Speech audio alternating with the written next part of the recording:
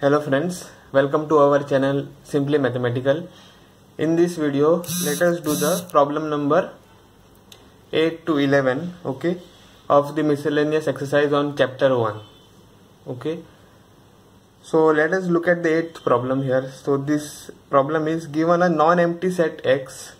Consider P of X, which is the set of all subsets of X. Okay, define the relation R in P of X as follows.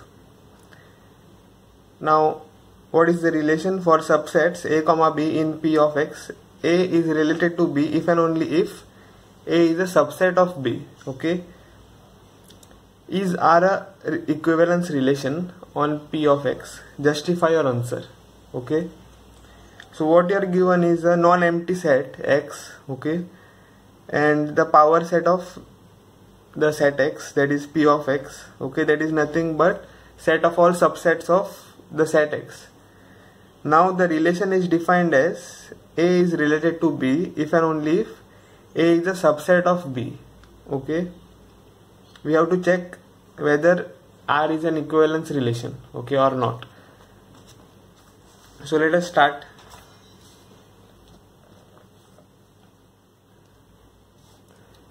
So you are given a non-empty set X, then the power set of X, okay, and the relation is A is related to B if and only if A is subset of B, right?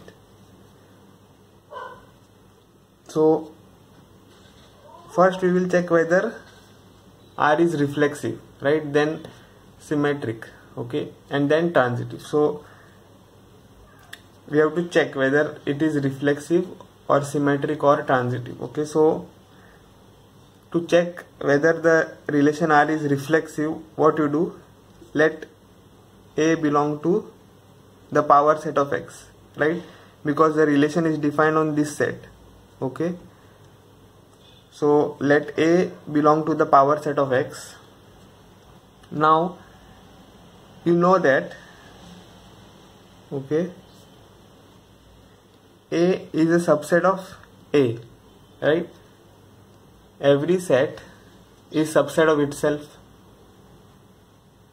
Okay, every set is a subset of itself. So A is a subset of A for all A belong to the power set of X. Okay, so that means A is related to A for all A belong to the power set of X, right? If A is a subset of A, that means this first set is related to the second set. So A is related to A for all A belonging to the power set of X. Okay, so therefore what you have is R is reflexive. Okay, now let us check whether R is symmetric. Okay, see what you have here as the relation. A is a subset of B, right?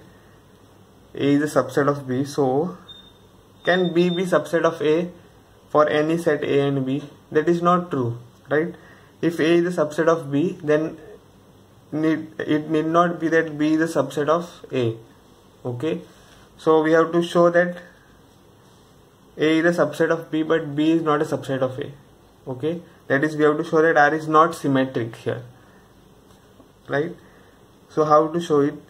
So since you cannot just prove that, okay, by taking arbitrary sets A and B, we have to take X, okay, then we have to take the power set of X, and then we have to take A and B, okay, for the set X that we have taken. Okay, so we have to take one X. Okay, X is equal to, let us say, 1 comma 2.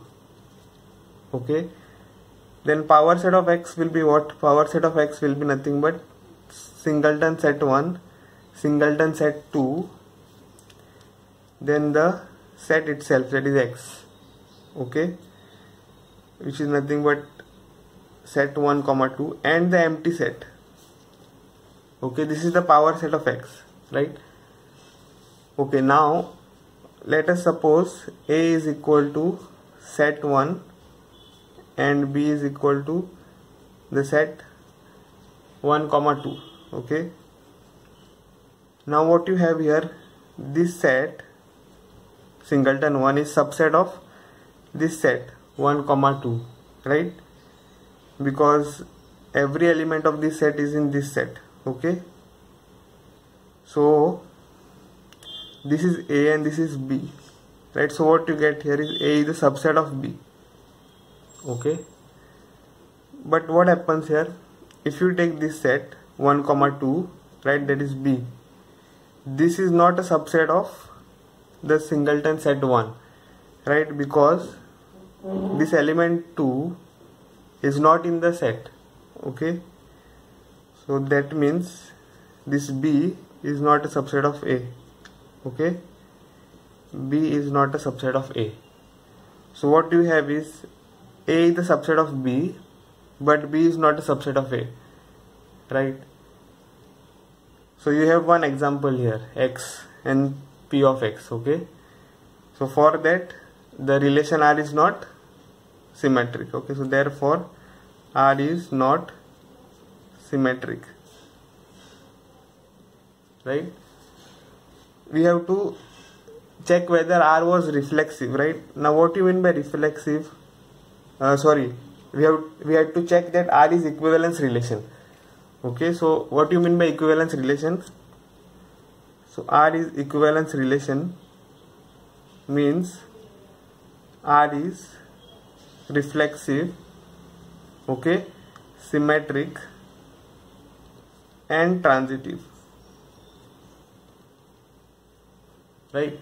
So if R is reflexive, then R should be all the three relations, that is reflexive, symmetric and transitive. You got R is reflexive, but you got R is not symmetric. Okay, so therefore R is not an equivalence relation.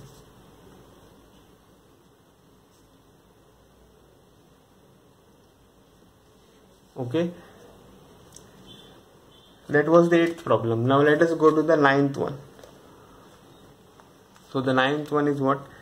Given a non-empty set X, consider the binary operation star, okay, from P of X, Cartesian product P of X to P of X given by A star B, okay, which is equal to A intersection B for all A, B in P of X, where P of X is the power set of X.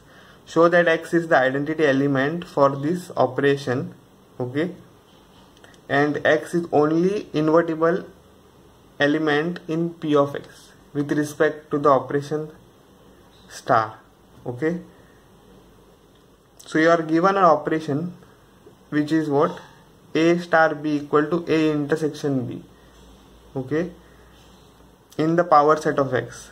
Now we have to show that X is the identity element for the operation, okay, and X is only invertible element, okay, in P of X. Okay, so that we have to show. So let us start.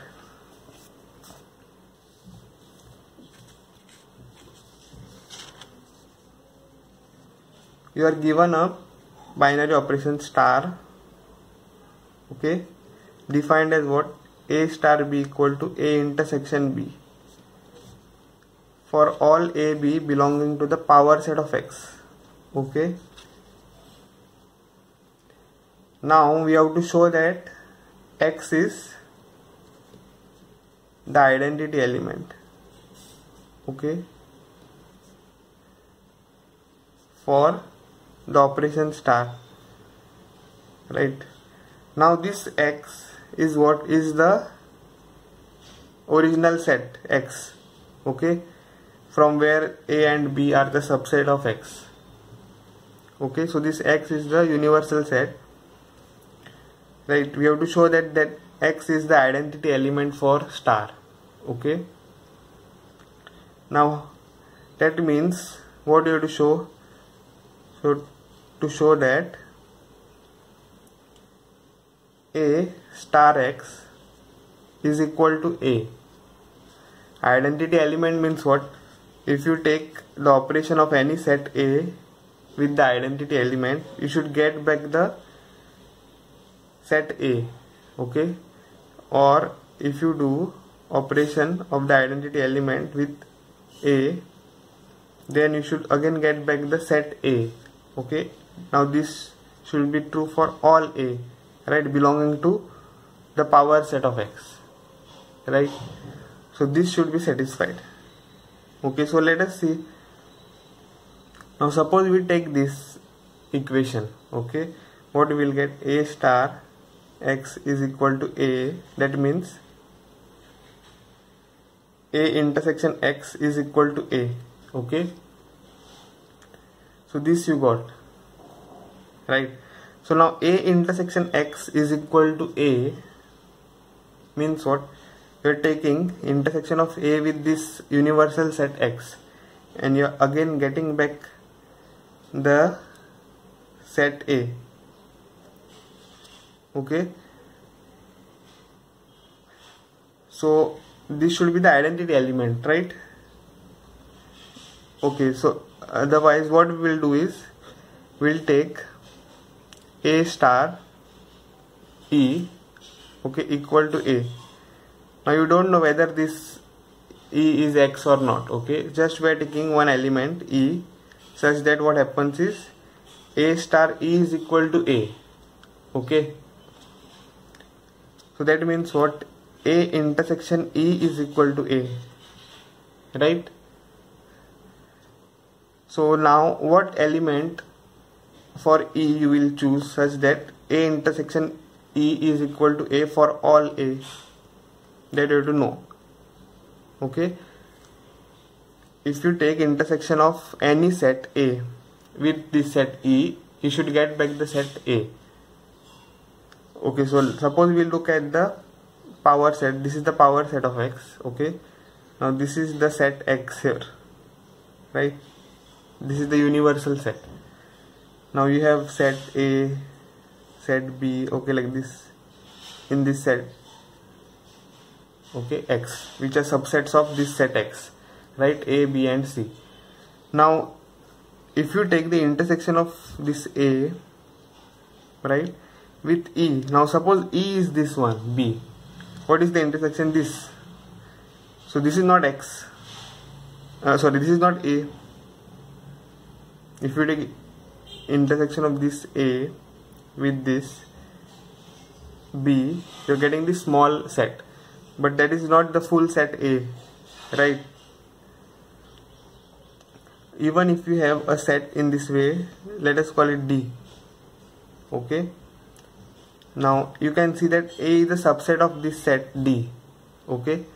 Now if you take the intersection of this A with this big set D, okay, then what you will get? The set as A, right? But we want for every A, for every A. So if you take now this set B, okay, if you take this set B, this set B is intersecting with this set D, right?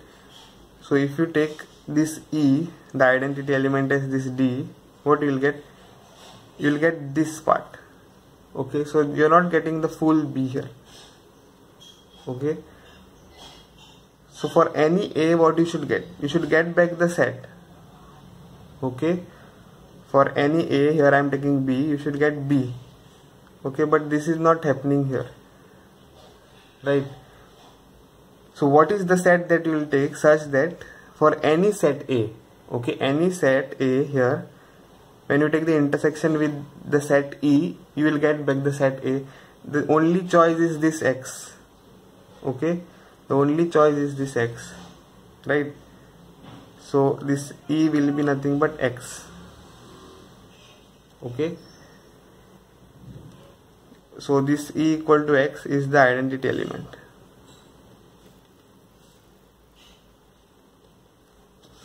Even if you take this side of the equation, you will get the same thing, A equal to X intersection A, okay? E suppose you take here instead of X.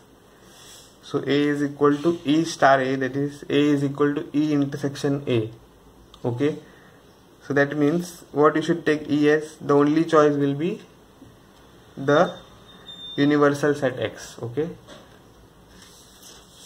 so that means X is the identity element. Okay, now what we have to check is X is the only invertible element in P of X. Okay, so to check invertible elements, what we do is we take first a set A in the power set of X. Okay, because the relation is defined on this set. Okay, so let A belong to the power set of X. So when will A be invertible?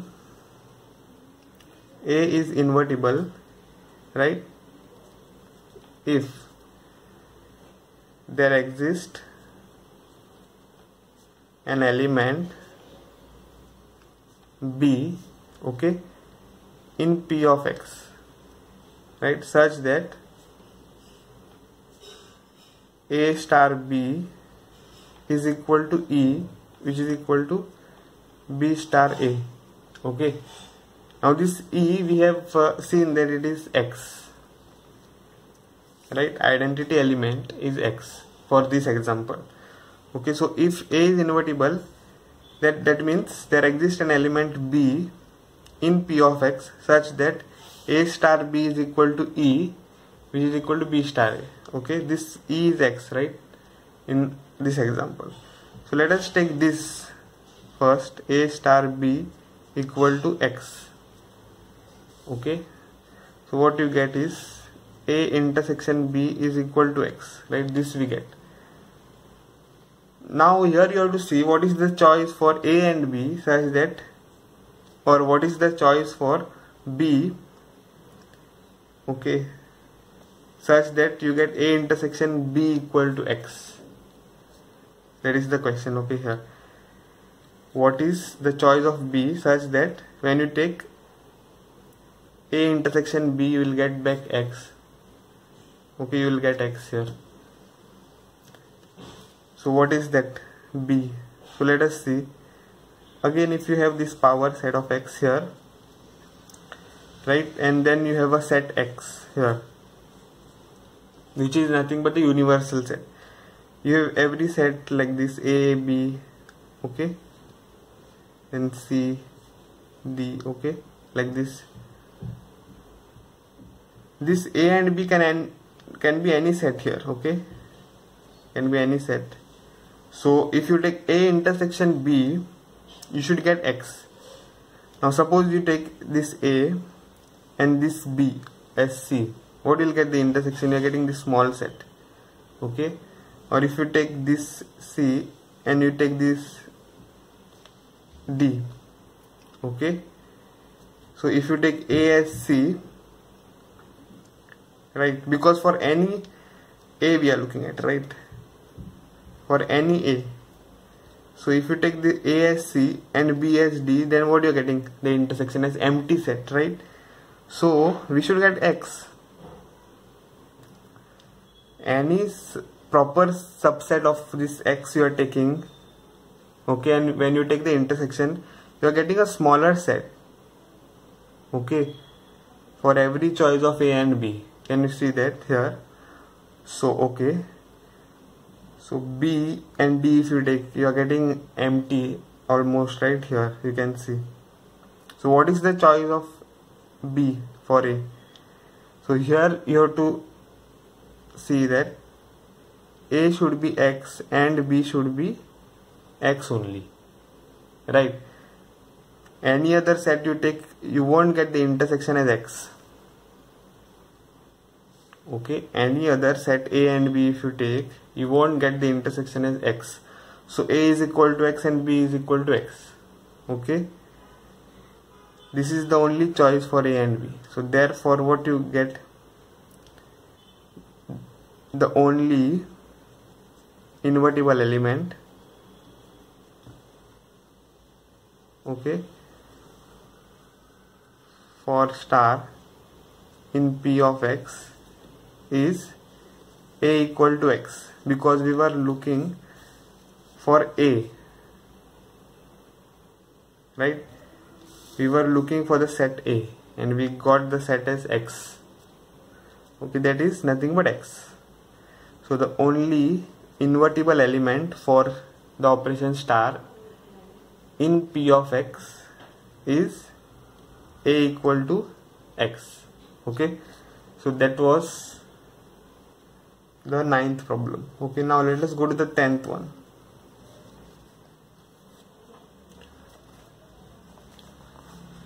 So what is the 10th? Find the number of all onto functions.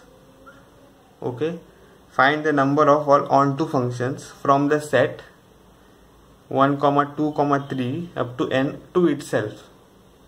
Okay, this is very important question here. Okay, so find the number of all onto functions from the set 1, 2, 3 up to n to itself. Okay, so let us see how to solve this. So what do you do to find number of onto functions? Okay, from the set 1, 2, 3 up to n to the same set. Okay, to itself, so to the same set 1, 2, 3 up to n, right? So we have to find the number of onto functions.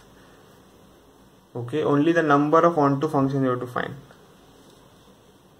So how to do this? Let us see. See, now suppose first we look at this. Okay, onto function it is given, right? So that means what? Since the function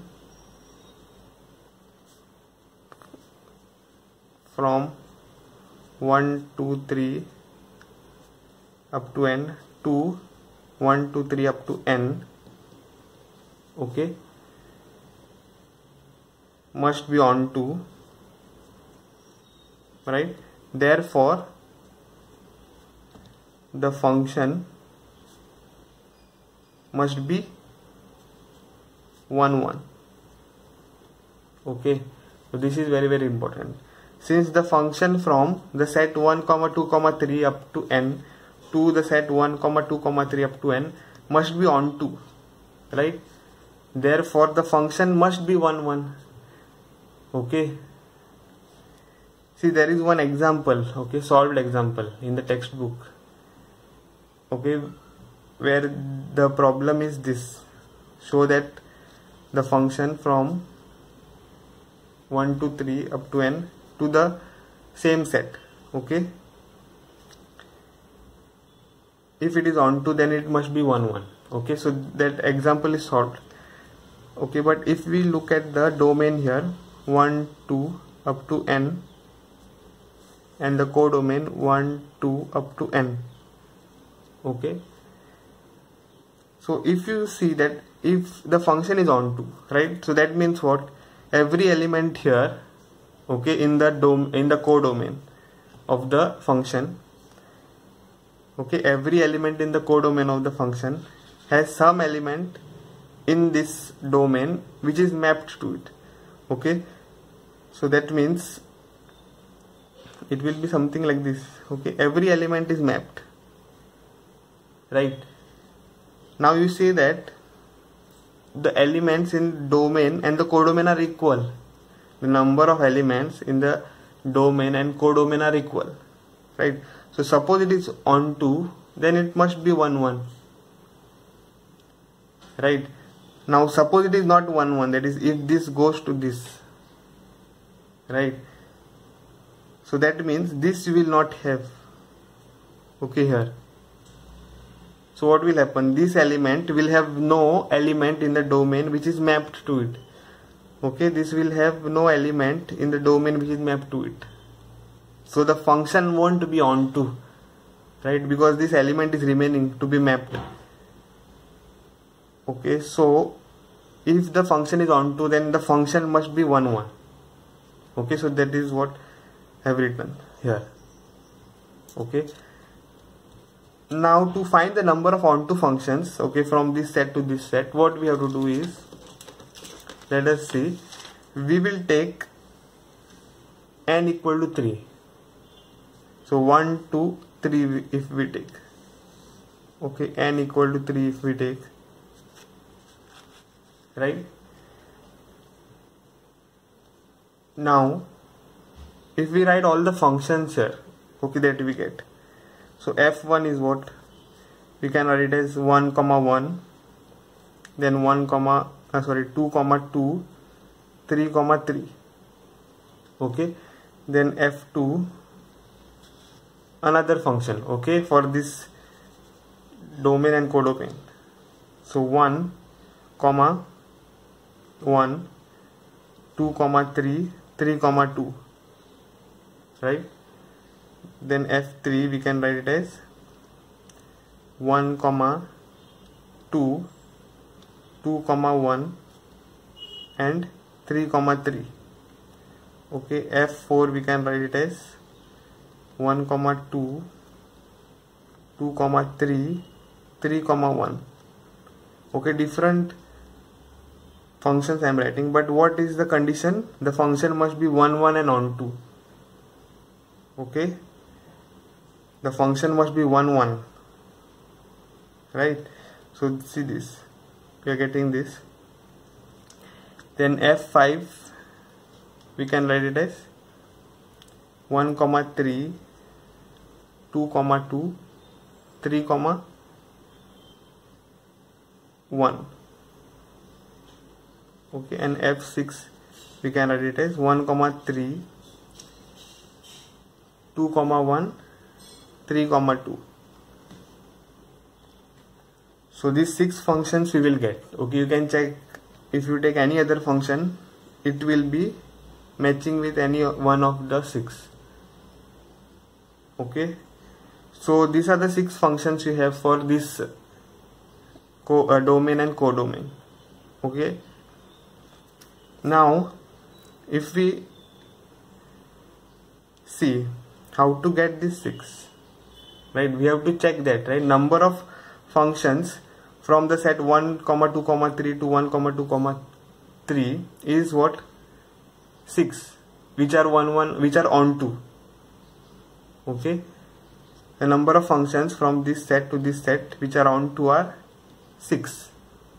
So how to get this 6 we have to check, okay. So now suppose we choose any one of the element from the domain, okay.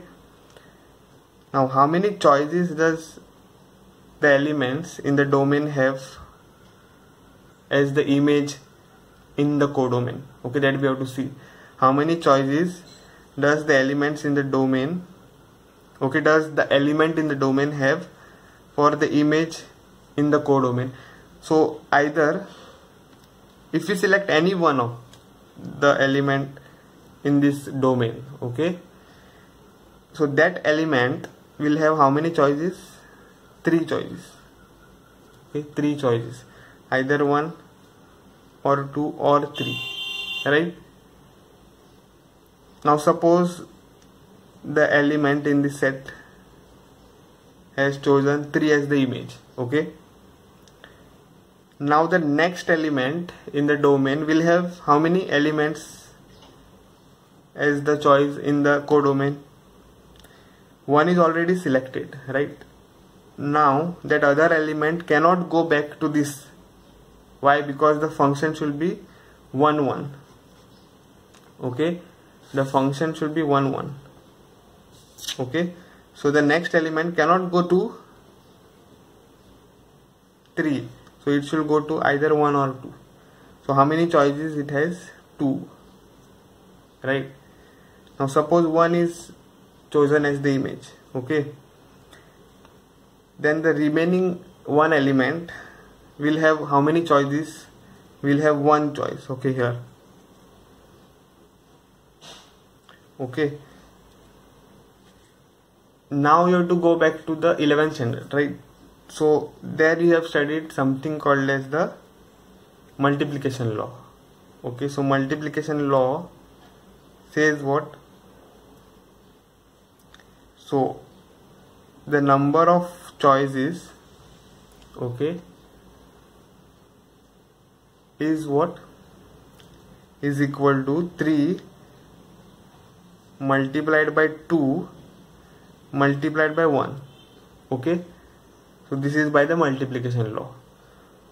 Now number of choices means what? That we have to understand, right? You have seen that 3 multiplied by 2 multiplied by 1 is what? 6. Okay, so you are getting the number of functions, right? 6 you are getting by the multiplication law. Okay, now what you mean by this? How you get 3 multiplied by 2 multiplied by 1? Okay, now if you look at the choices, okay, 1 comma 1 is here, right? This is one choice. Then for 1, okay, for 1 you have this as one choice. Now for again 1 you have another choice, 2 here. Okay, now for this one you have another choice, 3. So how many choices in total? 1, 2, 3 for one element, 1. Okay, now this, okay, choice has one more choice. Okay, then this choice has one more choice here. See, the sets are different, right? For the one particular choice you have 2 different sets. Okay, so here also. So for the 3 choices here, okay, for the 3 choices you have how many choices? 2 choices. So you get 3 multiplied by 2. Okay, understood? So for the 3 choices you get how many choices? 2 choices. So 3 multiplied by 2. Okay, now for the 2 choices, okay, that is this 1 comma 1, okay, and 1, so for this 2 choices, okay, how many choices are there? For these 2 choices, how many choices again you have? There is only one choice. This is this, that is this one. Okay, there is only one pair that you can have. Okay, only one pair, right, for the 2 choices. So you get 1. Okay, similarly here only one choice of this pair, only one choice here. So 3 multiplied by 2 multiplied by 1, which is 6. Okay, so we are using the multiplication law here. Okay, now we'll go back to the 10th problem. So that is what you are doing actually, but the problem was what? You had n in general. So how many number of onto functions will have? So the number of onto functions, okay, will be equal to what? N multiplied by n minus 1, right, multiplied by 1, right? Whenever it is 3, what it was? 3 multiplied by 2 multiplied by 1. So 3, that is n, then n minus 1, 3 minus 1, okay, then 3 minus 2, okay, so that is n minus bracket minus 1, right? So how you get it? N, right? Then n minus 1. What will be the element here? N minus 2. Then up to 1. How you reach 1? You do what? N minus 1. Because whenever you have the first element, what you do? N minus 0. Whenever you have second element, what you do? N minus 1. 1 less than 2. Second element, you have 1 less than second, 2. Okay, then n minus 1 less than 3, 2. So n minus 1 less than n, which is n minus 1. So which is, what is this? N minus n plus 1. So n and minus n will get cancelled, you will get 1. So like that you have 1 here. Okay, Now what is this? N multiplied by n minus 1 multiplied by n minus 2 multiplied by 1. This is nothing but n factorial. Okay, product of first n natural numbers. Product of first n natural numbers. 1 multiplied by 2 up to n. That is n factorial. Okay. So that was the 10th problem. Okay, now let us go to the 11th. So what is the 11th? Okay, let S be equal to the set A comma B comma C, and let set T be equal to the set 1 comma 2 comma 3. Okay, find F inverse of the following functions f from S to T if it exists. Okay, so you are given two sets S equal to set A comma B comma C and T equal to the set 1 comma 2 comma 3. Find F inverse. Okay, if it exists, right? So here what you are given is for the first one. Okay, now before that, before we go to the first and the second problem, what we have to know is this F inverse when it exists. Okay, so before that, when F is invertible, F is invertible when F is 1 1 on 2. Okay, F is invertible when F is 1 1 on 2. So that means F inverse exists if and only if F is 1 1 on 2. Right? Okay, so suppose we now look at the first one. So F is equal to what? A comma 3, B comma 2 and C comma 1. Okay, so that means what? See, F of A is equal to 3, right? Then F of B is equal to 2, F of C is equal to 1. Now here you can see that no two elements, okay, in the domain of F, that is A comma B comma C. No elements in the domain, no two elements in the domain of F go to the same element. You can see that A goes to 3, B goes to 2, C goes to 1. Okay, so since no two elements in the domain of F have same image, okay, in the codomain, that means what? That means F is 1 1. Okay, now suppose we check whether F is onto. Okay, now it is onto because every element in the codomain has some element in the domain such that the image of that element is the element in the codomain. Okay, so since each element Y in the codomain of F, okay, has one element X in the domain of F, okay, therefore F is such that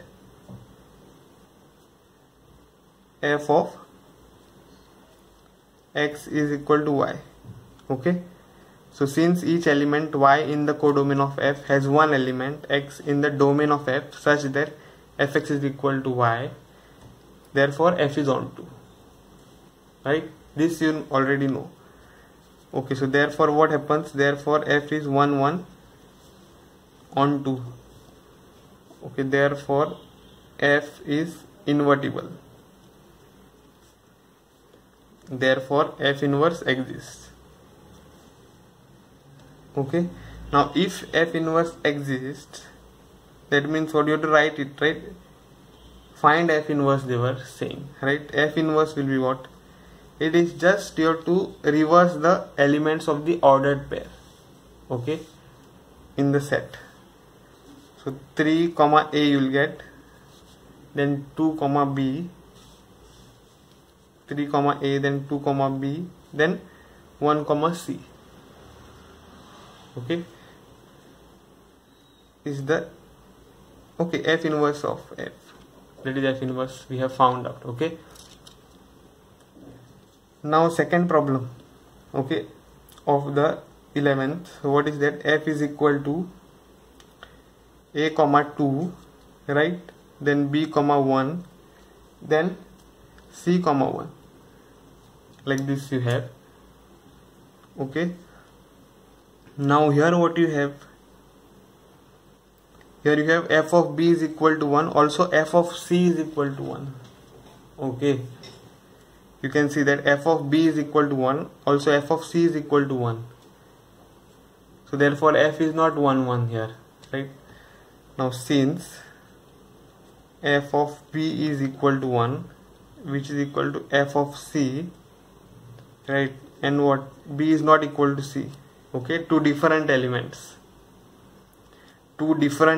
in the domain have same image in the codomain. Okay, therefore F is not 1 1, right? Therefore F is not 1 1. Okay, therefore F is not invertible, because when F is invertible, when F is 1 1 and onto. Now F is invertible, is not invertible function, therefore F inverse does not exist. Okay, so that was the 11th problem. That's it in the video, guys. If you have liked my video, please hit the like button and subscribe my channel. I'll see you guys in the next video.